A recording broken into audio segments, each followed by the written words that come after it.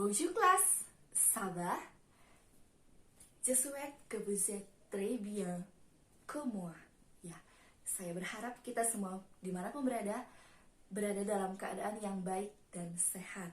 Nah, bertemu lagi dalam jadwal pembelajaran bahasa Prancis ya untuk bab yang kedua, yaitu mengenai struktur dasar kalimat bahasa Prancis. Nah, adapun tujuan daripada pembelajaran kita kali ini adalah agar kita bisa membuat atau merangkai sebuah kalimat di dalam bahasa Prancis. Nah, berikut ini saya akan jelaskan bagaimana pola atau struktur yang harus kita bentuk untuk bisa membuat satu kalimat sederhana. Ya, coba diperhatikan penjelasan berikut ini. Nah, untuk bisa membentuk satu kalimat yang sempurna dan sederhana, pertama sekali kita harus tahu dahulu apa-apa saja subjek di dalam bahasa Prancis. Ya, di dalam bahasa Prancis ada 8 buah subjek. Ya, yang pertama, je. Ya, je itu artinya saya. Yang kedua, tu. Tu artinya kamu atau kau. Oke. Yang ketiga, il. Ya, il di sini dia laki-laki, elle dia perempuan, kemudian nous kita atau kami, kemudian vous kamu untuk kala yang formal, kemudian kalian atau kamu dalam bentuk jamak ya, kamunya itu lebih dari satu ya. Kemudian il, di sini ada penambahan s ya, di sini tetap dibaca il, tapi karena ada penambahan s artinya mereka atau mereka laki-laki yang lebih dari satu ya. Kemudian di sebelahnya ada L ya, walaupun ada S di belakangnya tetap dibaca L. Dalam bahasa Prancis akhiran yang berbunyi S atau huruf S itu tidak dilafalkan atau tidak dibaca ya. Nah, kemudian yang terakhir ils ya, atau dibaca il. Nah, il ini adalah mereka laki-laki, kemudian L mereka perempuan, lebih dari satu ya. Nah, untuk bisa menghafal dengan cepat, kita bisa ucapkan seperti ini. Di sini kan ada 8, jadi kita pisah-pisah pengucapannya menjadi dua suku kata ya. Je, tu, il, elle, nous, vous, il, elle. Je, tu, il, elle, nous, vous, il, elle. Je, tu, il, elle, nous, vous, il, elle. Nah, bisa ya dihafalkan ya. Nah, itu dia tadi untuk subjek. Nah, untuk membuat kalimat kita harus ikutkan dengan kata kerja setelah subjek ya. Setelah kata kerja, setelah subjek harus ada kata kerja ya. Nah, dalam bahasa Prancis kita akan belajar mengenai kata kerja beraturan dan kata kerja yang tidak beraturan. Nah, bagaimanakah itu kata kerja beraturan dan tidak beraturan? Nah, kita akan bahas satu persatu. Untuk tingkatan kelas 10 ya, kalian hanya akan saya berikan atau tingkatan kemampuannya itu hanya pada kata kerja yang beraturan. Nah, nanti dalam contoh-contoh ataupun dalam pembahasan pertemuan berikutnya, kita akan buat hanya kata kerja yang beraturan. Nah, kata kerja yang beraturan itu bagaimana? Coba kita perhatikan. Kata kerja beraturan ya di dalam bahasa Prancis adalah kata kerja yang berakhiran er ya, kata kerja yang berakhiran er. Nah, apa-apa saja itu? Nah, ini contohnya. Aimer ya, dibaca aimer, menyukai.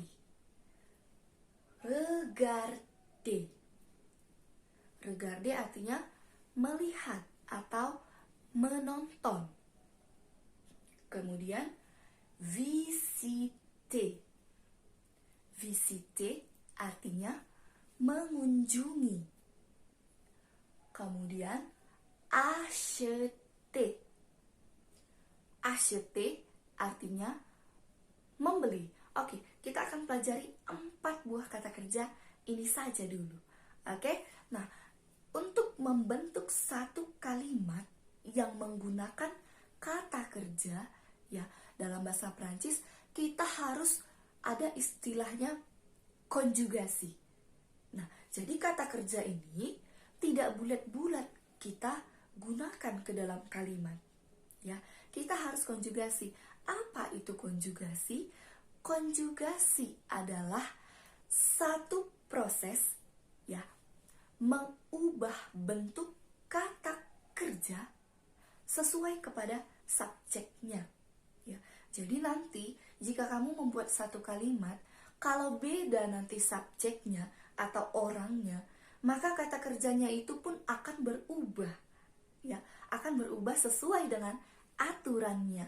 Nah, kita akan belajar dulu sedikit aturan dalam pembentukan kata kerja yang berakhiran er.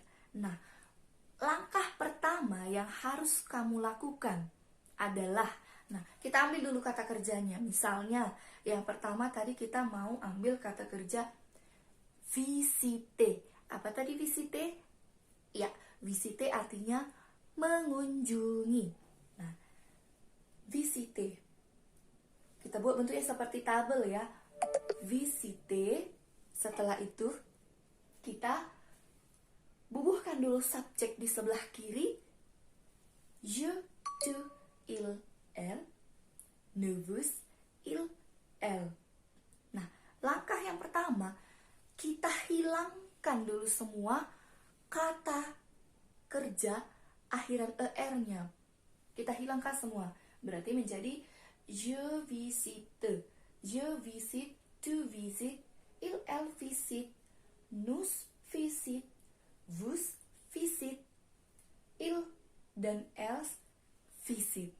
Nah, kemudian kita berikan penambahan untuk subjek je ditambah kemudian subjek tu ditambahkan kemudian untuk subjek il dan elle ditambahkan nous, ons, vous, z, kemudian il dan else yang jamak ditambah ent. Oke, nah seperti itu prosesnya. Jadi untuk setiap subjek dia berbeda. Hanya pada subjek je dengan il, elle itu yang sama pengkonjugasiannya atau perubahannya sama.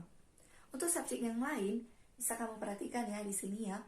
Nah, ada penambahan s, ons, ez dan ent. Nah, begitu seterusnya. Nah, setelah kita dapat pengkonjugasiannya, kita bisa gunakan ke dalam kalimat. Ya, kita sudah bisa gunakan ke dalam kalimat. Sudah bisa kita bentuk ya.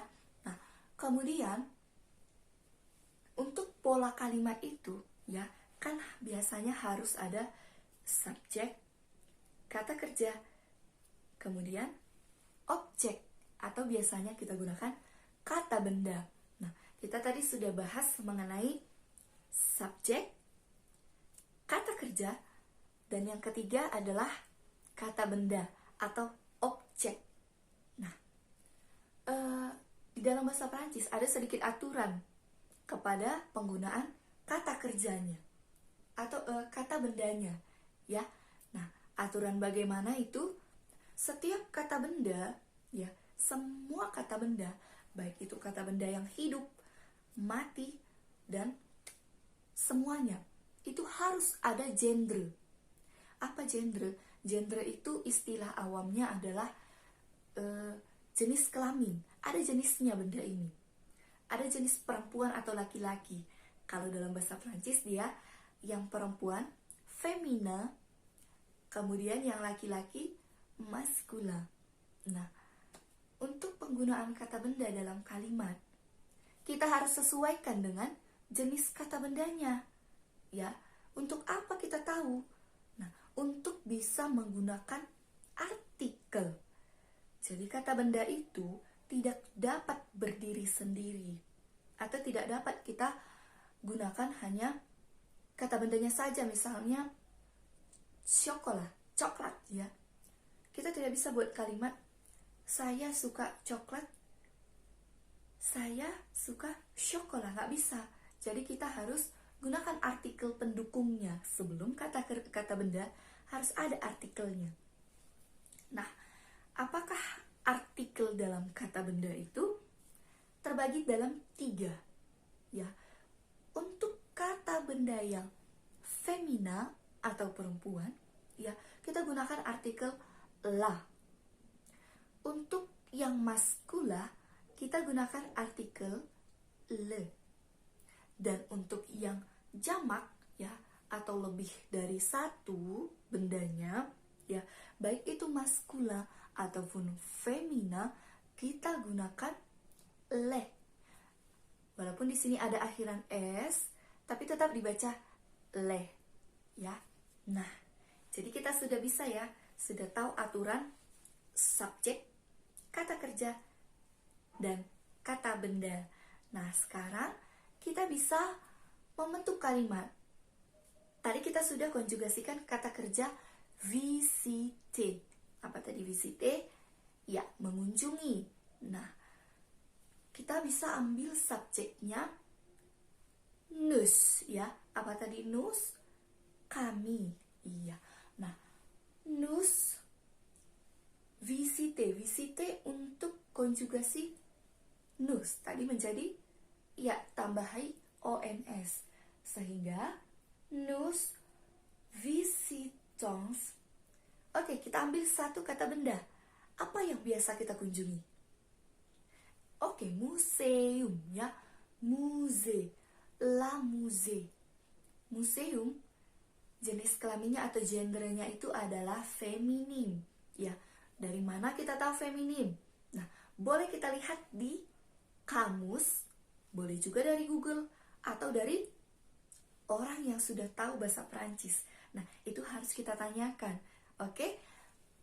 Je visitant. Oh, maaf, kita tadi pakai gunakan subjek nous ya. Nous visitons la musée. Kami mengunjungi museum. Nah, jadi 3 struktur dasar dari kalimat sederhana sudah bisa kita bentuk ya. Karena kita sudah tahu subjek, kata kerja beserta konjugasinya, kemudian kata benda. Nah, ada satu acuan yang kita gunakan dalam penentuan gender atau jenis kelamin kata benda di dalam bahasa Perancis, yaitu pada umumnya kata benda yang berakhiran itu bergender feminin, tapi pada umumnya ya, tidak selamanya. Nah, jadi di luar daripada itu berarti dia gender atau jenisnya adalah maskula. Nah, ketika dia berakhiran s ya atau aux, sudah dipastikan bahwa kata benda tersebut adalah bergender jamak atau plural ya, lebih dari satu. Jadi kamu bisa gunakan artikel les yang dibaca le. Oke. Nah, demikianlah aturan atau pembentukan kalimat sederhana di dalam bahasa Perancis.